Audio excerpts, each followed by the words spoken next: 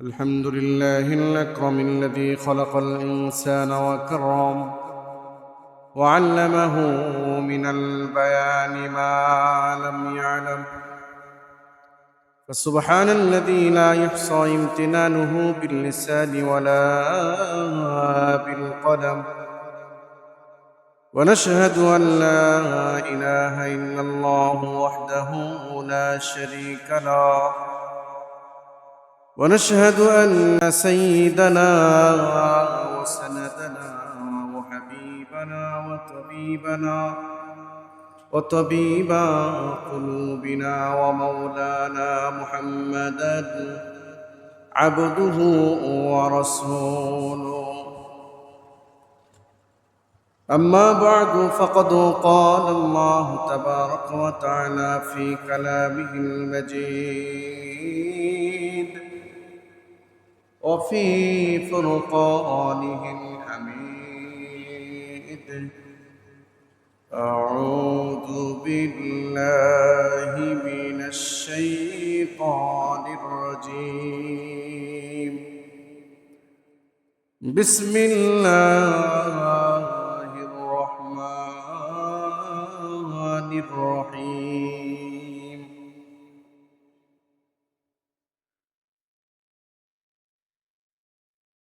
يا أيها الذين آمنوا اتقوا الله ولتنظر نفس ما قدمت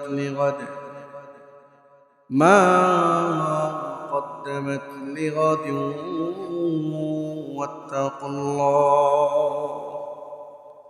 إن الله خبير بما تعملون. وقال النبي صلى الله عليه وآله وسلم: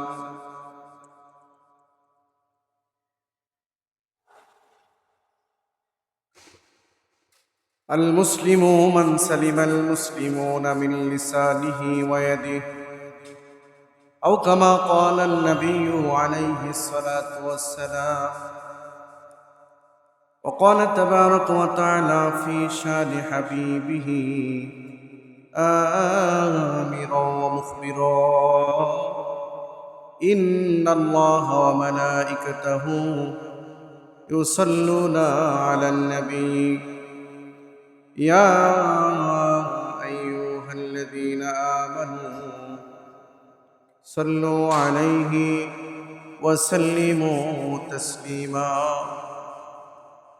اللهم صل على محمد وعلى آل محمد كما صليت على إبراهيم وعلى آل إبراهيم إنك حميد مجيد. اللهم بارك على محمد وعلى آل محمد كما باركت على إبراهيم وعلى آل إبراهيم إنك حميد مجيد. জনম জনম যদি গাহি তোমার মহিমা গাওয়া শেষ হবে নাহি। জনম জনম যদি গাহি তোমার মহিমা গাওয়া শেষ হবে নাহি। ওরে ও ভরে না তবু, ওরে ও ভরে না তবু সাহারায় প্রাণ। তুমি রহমান, তুমি মেহেরবান। বালাগাল উলা বিকামালিহি কাশাফাদ দুজা বিজামালিহি হাসুনাত জামিউ খিসালিহি সাল্লু আলাইহি ওয়া আলিহি। আলহামদুলিল্লাহ।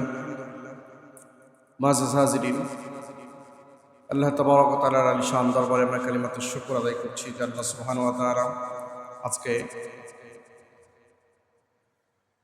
পবিত্র শাওয়াল মাসের তৃতীয় জুমা। আল্লাহ সুবহানাহু ওয়া তাআলা আমাদেরকে দুনিয়াবী বিভিন্ন ধরনের কাজ কারবার থেকে ফারিগ করে তার গোলামি করার জন্য দুনিয়ার সর্বোৎকৃষ্ট স্থান জায়গা মাসাজিদ, এই মসজিদ আল্লাহ পাক আসার এবং বসার তৌফিক দিয়েছেন। আমরা আসতে পেরেছি এবং বসতে পেরেছি, এই জন্য সেই মহান মালিকের দরবারে অন্তরের অন্তরস্থল থেকে আল্লাহ পাককে রাজি খুশি করার জন্যে সমস্যার আওয়াজটা উঁচু করে কালিমাতুশ শুকর আদায় করছি, জোরে সোরে বলছি আলহামদুলিল্লাহ। পাশাপাশি লক্ষ লক্ষ দুরুদ এবং সালাম বর্ষিত হোক সরকারে দো জাহান শফিউল মুজরিমিন সৈয়দুল আম্বিয়া ওয়াল মুরসালিন খাতামুন নবিয়্যিন রাহমাতুল লিল আলামিন জনাবে মুহাম্মদুর রাসূলুল্লাহ সাল্লাল্লাহু আলাইহি ওয়া আলিহি ওয়াসাল্লামের। সম্মানিত ভাইরা, আজ পুরা পৃথিবীর যে অরাজক পরিস্থিতি তৈরি হয়েছে তার বেশ কয়েকটি কারণ রয়েছে বটে। পৃথিবীতে যখন কোনো মুসিবত, কোনো বিপদ এবং কোনো অরাজক পরিস্থিতি ধেয়ে আসে, আল্লাহ তাবারক ওয়া তাআলা কালামুল্লাহতে ইরশাদ করেন যাহারাল ফাসাদু ফিল বাররি ওয়াল বাহরি বিমা কাসাবাত আইদিন নাস।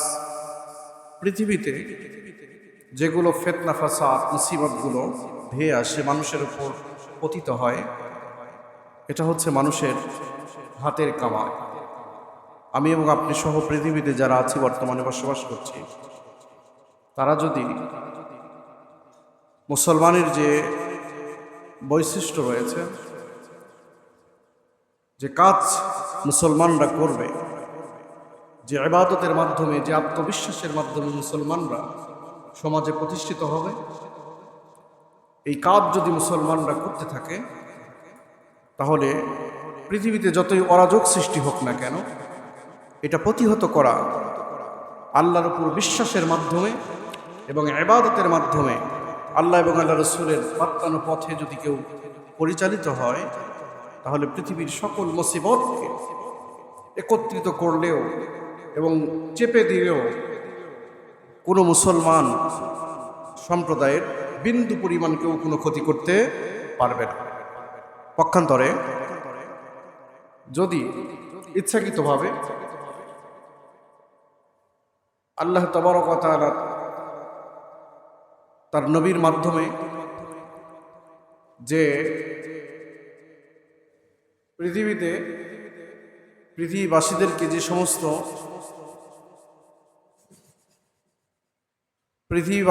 যে সমস্ত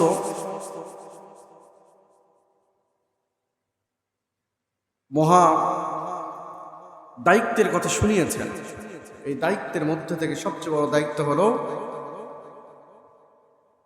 ঈমানের যে কুওয়াত, যে মজবুতি, এই মজবুতিকে ধারণ করা। সম্মানিত ভাইরা, আমরা দেখতে পাচ্ছি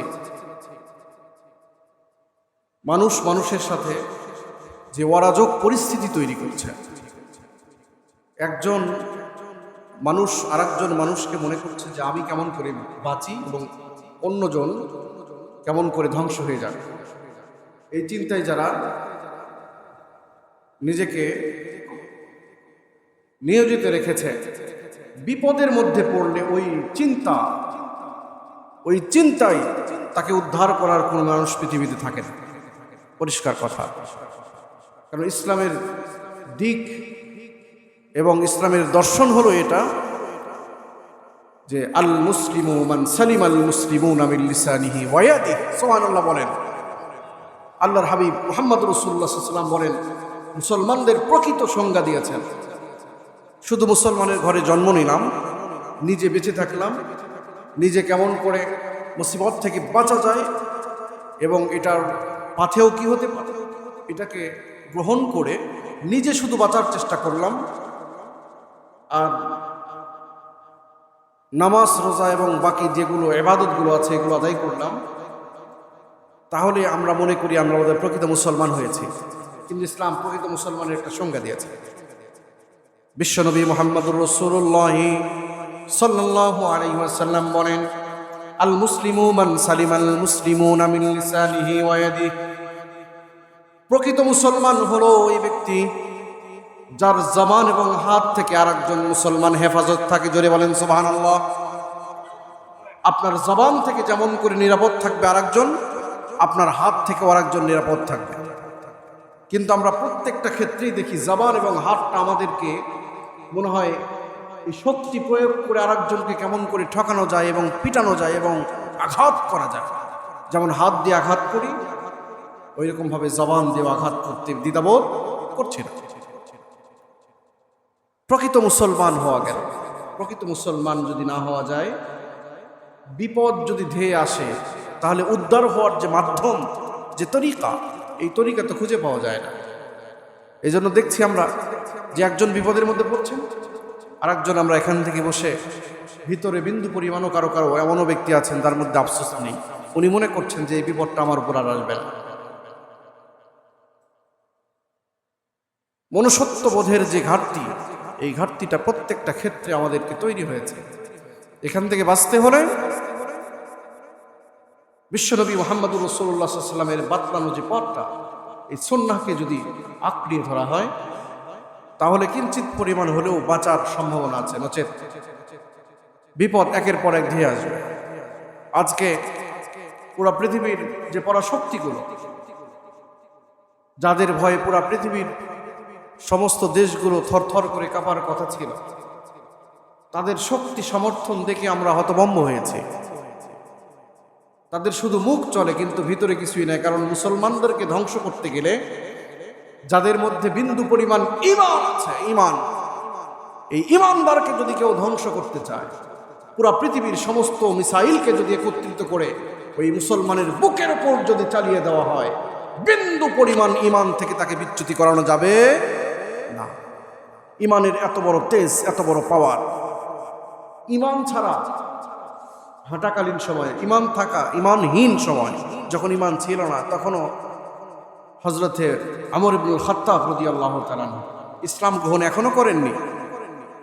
ঈমান নাই। বিশ্বনবী রাহমাতুল লিল আলামিনকে হত্যা করার জন্য তার দ্বিধাবোধ করে এরাদা করেছে, ইচ্ছা পোষণ করেছে যে বিশ্বনবী মুহাম্মদুর রাসূলুল্লাহ সাল্লাল্লাহু আলাইহি ওয়াসাল্লামকে হত্যা করলে এই পুরস্কার পাবে। সেজন্য সে এরাদা করেছে, ইচ্ছা করেছে হত্যা করে। কি না থাকার কারণে? ঈমান না থাকার কারণে। পক্ষান্তরে যখন ঈমান ভিতরে ঢুকে গিয়েছে, আল্লাহু আকবার, এই ঈমানের কারণে বিশ্ববাসীর কাছে হযরত ওমর ইবনুল খাত্তাব রাদিয়াল্লাহু তাআলা আনহু নাম চিরস্মরণীয় থাকবে। কারণ ঈমান তাকে এমন একটা মজবুতি পথ দিয়েছেন যে বিশ্বনবী মুহাম্মদুর রাসূলুল্লাহ সাল্লাল্লাহু আলাইহি ওয়াসাল্লাম বলেছেন, দ্বিতীয় স্টেপেই বলেছেন, ওমর ফিল জান্নাহ। জোরে বলেন সুবহানাল্লাহ। ঈমানের কারণে বিশ্বনবী বলেছেন যে আমার ওমর দ্বিতীয় স্টেপে জান্নাতি। দুনিয়াতে 10 জনকে সুসংবাদ দেওয়া হয়েছে আশারে মুবাশশারা, তার মধ্যে দ্বিতীয় নম্বর হযরত ওমর ইবনুল খাত্তাব রাদিয়াল্লাহু তাআলা। এজন্য সংখ্যা দিয়ে, শক্তি দিয়ে মুসলমানরা কখনো ভয় পায় না। ইসলামের প্রথম যে যুদ্ধ সংগঠিত হয়েছিল, সম্মানিত হাজিরিন, আপনারা জেনে থাকবেন, প্রথম যে যুদ্ধ সংগঠিত হয়েছিল এটা হলো ঐতিহাসিক বদর যুদ্ধ। 313 জন সৈন্য নিয়ে, বাহিনী নিয়ে, 2টা হাতিয়ার নিয়ে এই যুদ্ধের মধ্যে অংশগ্রহণ করেছিলেন স্বয়ং বিশ্বনবী মুহাম্মদুর রাসূলুল্লাহ সাল্লাল্লাহু আলাইহি ওয়াসাল্লাম। আর ওইদিকে ছিল 1000 বাহিনী। তাদের সুসজ্জিত করার জন্য গানবাদ্য যন্ত্র সহ নর্তকী তারা নিয়ে আসছিল সাথে, যে তারা রাত্রে যদি ক্লান্ত হয়ে যায়, এই নর্তকীরা তাদেরকে একটু ক্লান্তি দূর করে দেবে। মহিলাদেরকে সাথে নিয়ে আসছিল। কিন্তু মুহাম্মদুর রাসূলুল্লাহ সাল্লাল্লাহু আলাইহি ওয়াসাল্লাম সারা রাত ঘুমাননি। আল্লাহ পাকের কাছে দোয়া করছেন যে আল্লাহ, মানে যোগ্যতা নাই, কোনোদিন কোনো মারিকায়, কোনো যুদ্ধে অংশগ্রহণ করার কোনো ট্রেনিং প্রাপ্ত কাউকে নিয়ে আমি যুদ্ধের ময়দানে আসিনি আল্লাহ। তুমি যদি সাহায্য না করো, ইসলামের এই প্রাথমিক যুগে যদি আমরা ধ্বংস হয়ে যাই, আমরা যদি পরাজয় বরণ করি, তাহলে এই কাফেরদের সামনে ইসলামকে দাঁড়িয়ে তোলা এবং ইসলামকে নিয়ে কোনো কথা বলনেওয়ালা পৃথিবীতে কেউ থাকবে না। আল্লাহ পাক কবুল করলেন। 313 জনের ভিতর দিয়ে ইমানি মজবুত দান করলেন। আসমান থেকে ফেরেশতাদের মাধ্যমে আল্লাহ পাক সাহায্য করলেন এবং ঐতিহাসিক বদর যুদ্ধে মুসলমানদেরকে জয়লাভ করে দিলেন। সুবহানাল্লাহ। 2টা হাতিয়ার ছিল। কয়টা বলেন? 2টা হাতিয়ার দিয়ে, অস্ত্র দিয়ে কি হয়? আমরা তো মনে করি আসবাবের প্রতি আমাদের বিশ্বাস, আর ইসলাম বলে আসবাবের প্রতি ইসলামকে পুরোটাই বিপরীত। বিশ্বনবী মুহাম্মদুর রাসূলুল্লাহ সাল্লাল্লাহু আলাইহি ওয়াসাল্লাম বলেন,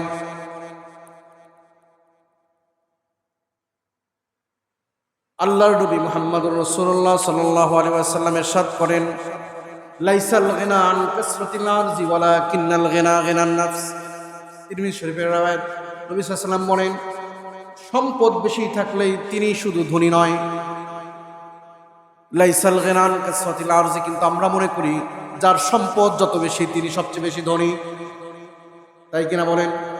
যার টাকা পয়সা যত বেশি তাকে আমরা ধনী মনে করি। ইসলাম বলে লাইসাল গিনা আন কাসরাতিল আরজি ওয়ালাকিন্নাল গিনা গিনান নাফস। সম্পদ বেশি থাকলে তিনি ধনী নয়, প্রকৃত ধনী হলো অন্তরের ধনী যিনি, তিনি হলে প্রকৃত ধনী। সুবহানাল্লাহ। যিনি অন্তরের ধনী তিনি প্রকৃত ধনী, সম্পদ বেশি থাকলেই ধনী নয়।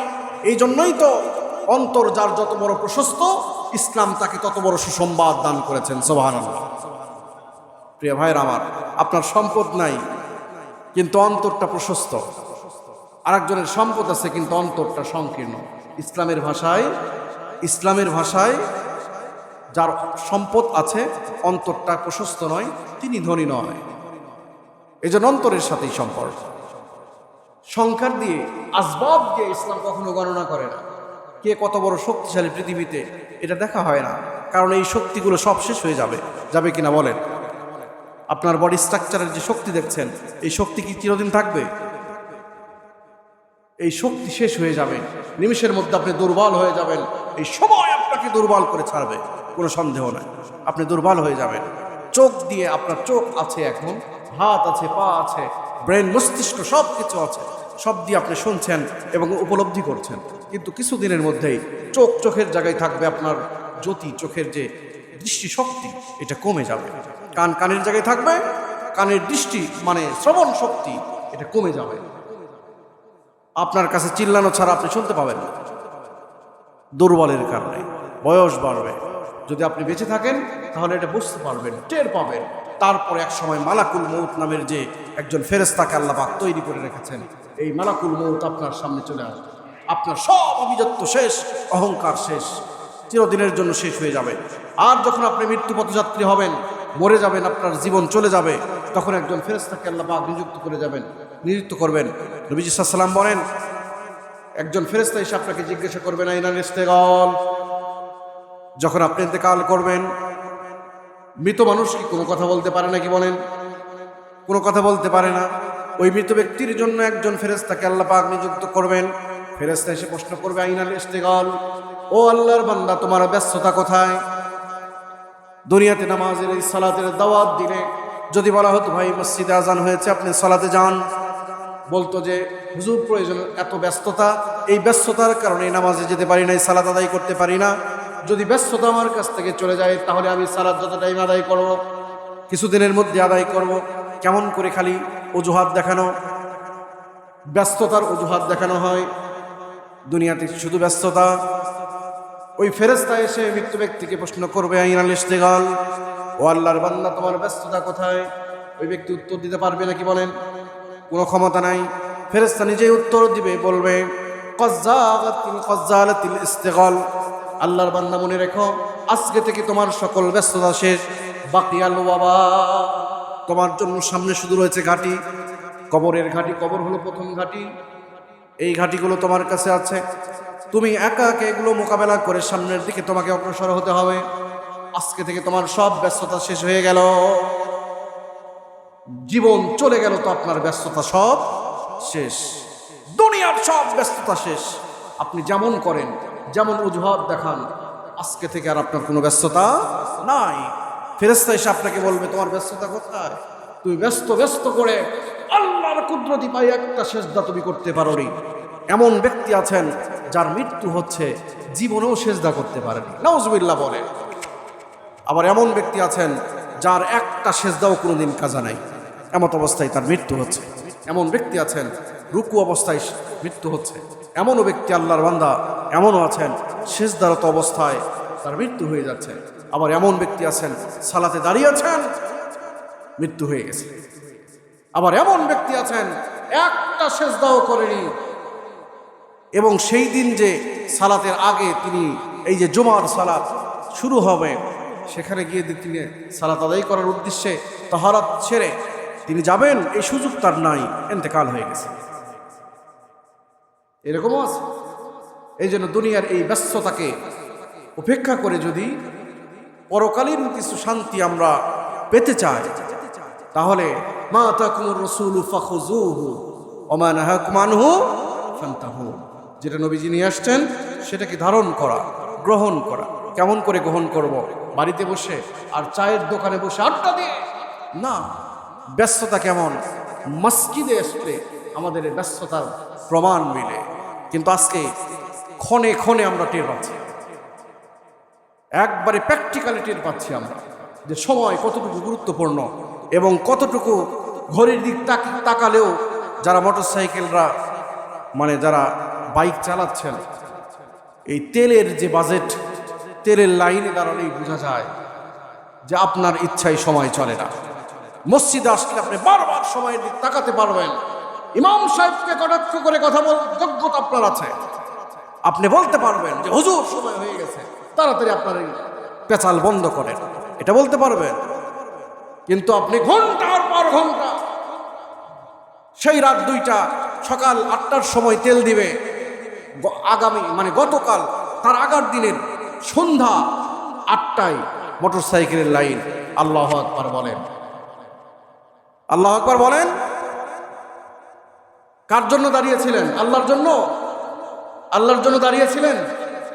সারা রাত দাঁড়িয়েছিলেন কার জন্য? আল্লাহর জন্য দাঁড়িয়েছিলেন। আল্লাহ জানে। এজন্য এগুলো হুজুররাও আলোচনা করেন, মসজিদের মেম্বার আলোচনা হয় যে ভাই মসজিদে আসলে একটা মিনিট যদি সময় এদিক সেদিক হয়ে যায় কত কথা শুনতে হয়। কিন্তু আজকে ঘন্টার পর ঘন্টা আপনার কাছ থেকে চলে যাচ্ছে, আপনার কোনো শক্তি নাই, কিচ্ছু বলার শক্তি নাই।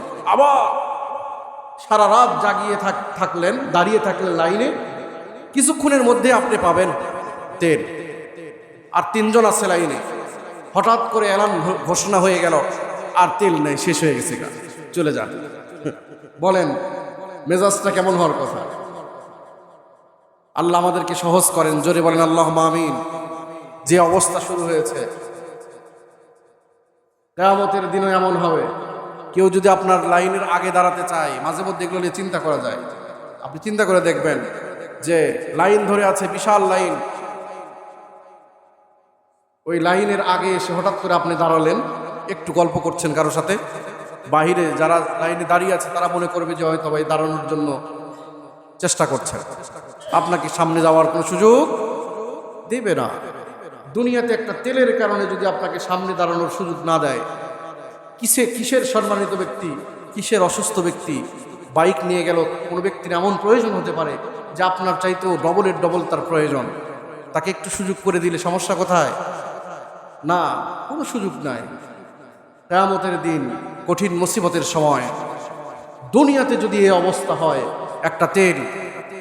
একটা তেলকে উদ্ধার করার জন্য আপনার বাইকে তেল উঠাবেন, এই জন্য দুনিয়াতে যদি এই হালত হয়, আখিরাতে কিয়ামতের কঠিন মুসিবতের সময় কি অবস্থা হবে একটু লক্ষ্য করে চিন্তা করে দেখেন। যে একটা নেকির জন্য মা তার সন্তানকে পরিচয় দিবে না, সন্তান তার বাবা মাকে পরিচয় দিবে না, বিবি বাল বাচ্চাকেও তার পরিচয় দিবে না, কোনো সন্দেহ নাই। এই দুনিয়াতে আমরা তার প্রমাণ পাচ্ছি। আল্লাহ সহজ করেন, জোরে বলেন আল্লাহুম্মা আমিন।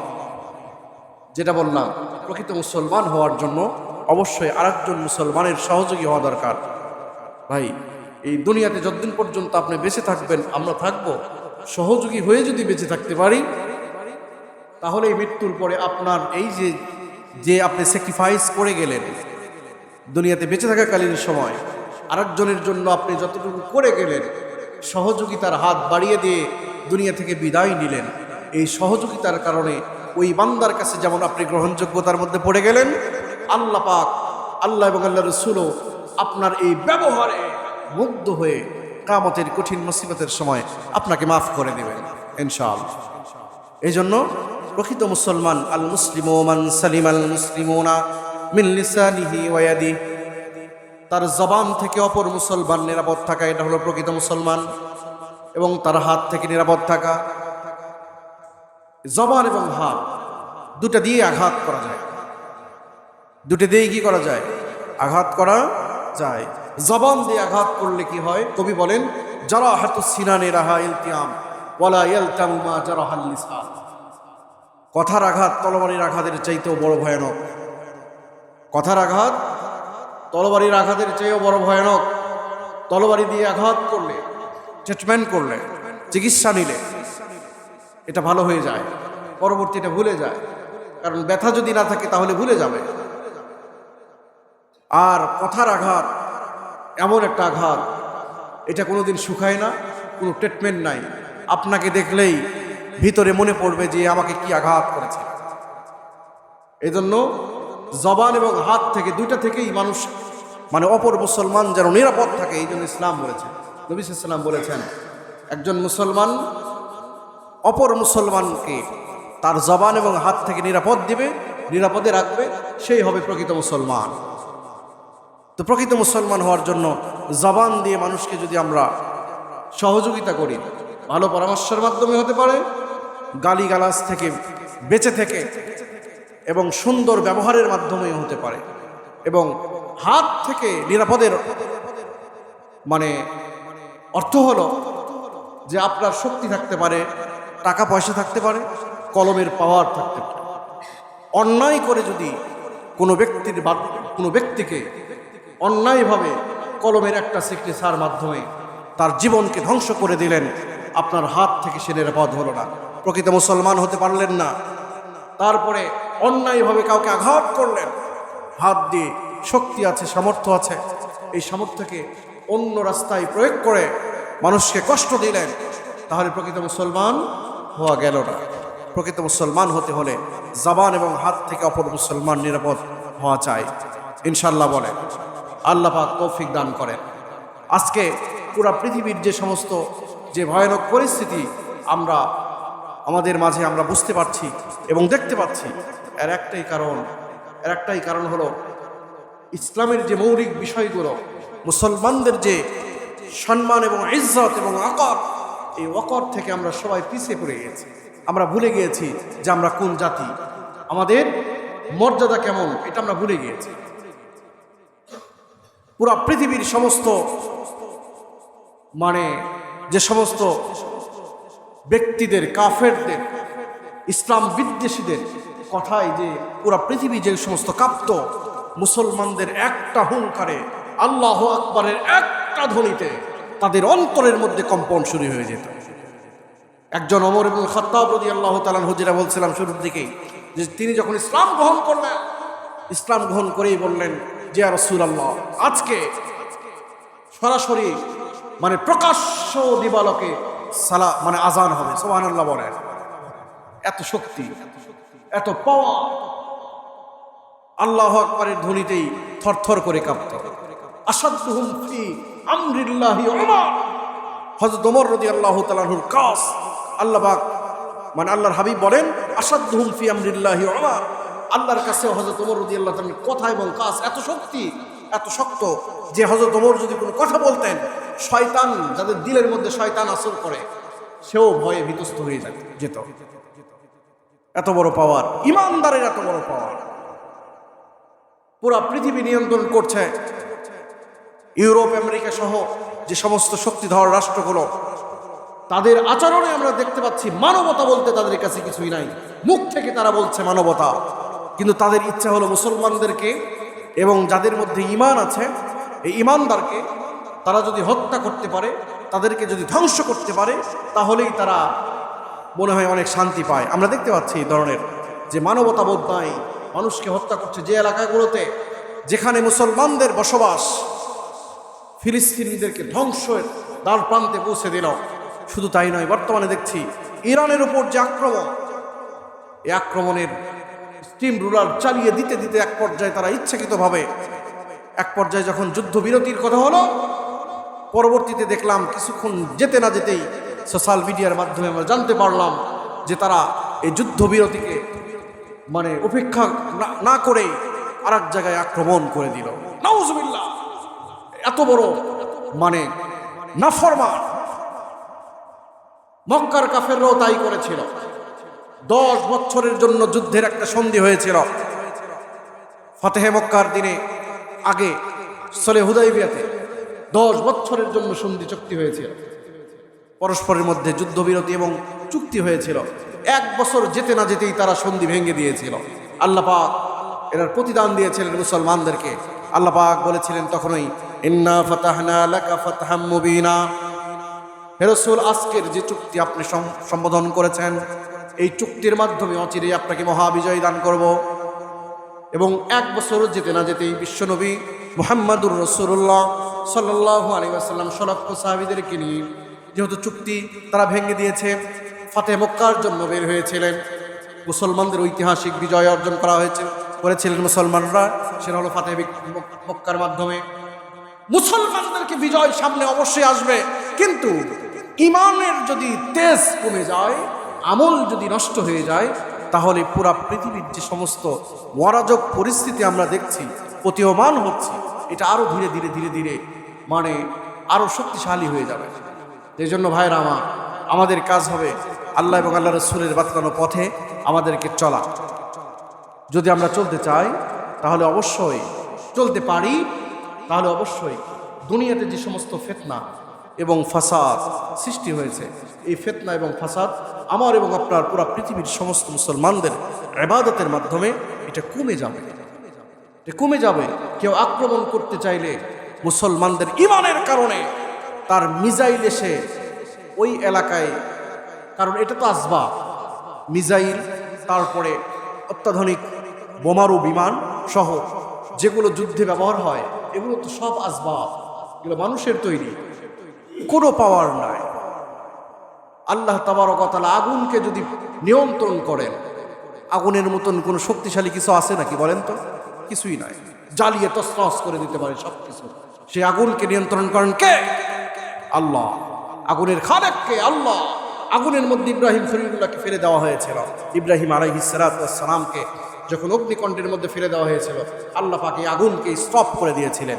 ইয়া নারু কুনি বারদাও ওয়া সালামুন আলা ইব্রাহিম। আল্লাহ পাক বলেছিলেন, খবরদার, আমার খলিলের একটা লোম তুই পুরাতে পারবি না। সুবহানাল্লাহ বলেন, একটা লোম পুরাতে পারেনি, কিছুই করতে পারেনি আগুন, পারবে না। কারণ সব কিছুর খালেক আল্লাহ। মুসলমান বিশ্বাস করে যে সব কিছুর শক্তি আল্লাহ তাআলা। ইন্নাল্লাহা আলা কুল্লি শাইইন কাদির, সকল ক্ষমতার অধিকারী আল্লাহ। এই জন্য প্রিয় ভাইয়ের আমার, পৃথিবীর কোনো মানুষ আপনাকে, আমাকে এবং পুরো পৃথিবীকে ধ্বংস করার কোনো শক্তি রাখে না, একমাত্র শক্তি রাখেন আল্লাহ। এই জন্য আসুন আমরা আমাদের মূল যে বিষয়গুলো আছে, মুসলমানদের যে ইবাদত, যে আখলাক, এই আখলাকের দিকে আমরা ফিরে আসি।